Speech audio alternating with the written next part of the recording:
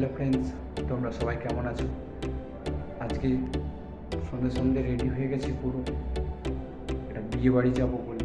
তো আর দেরি না করে চটপট করে আমি, দাদা আর মাসি তিনজনে চলে এসেছিলাম বিয়ে বাড়িতে।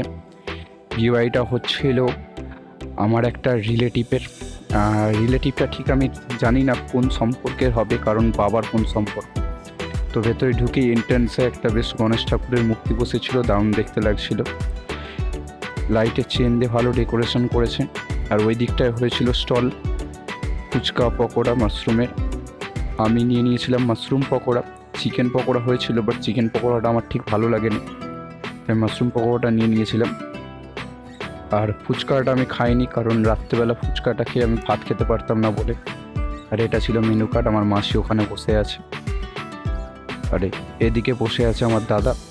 আমরা তিনজনে বসে পড়েছিলাম।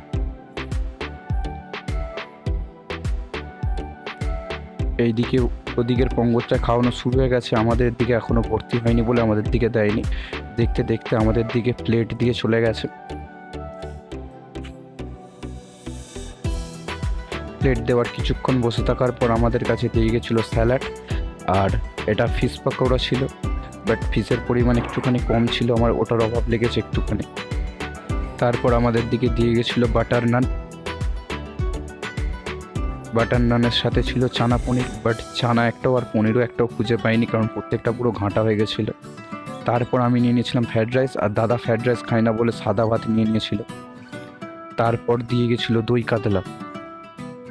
দই কাতলাটা বেশ দারুণ খেতে ছিল। তারপর ছিল চিকেন কষা, আমি একটা লেগ পিস নিয়ে নিয়েছিলাম।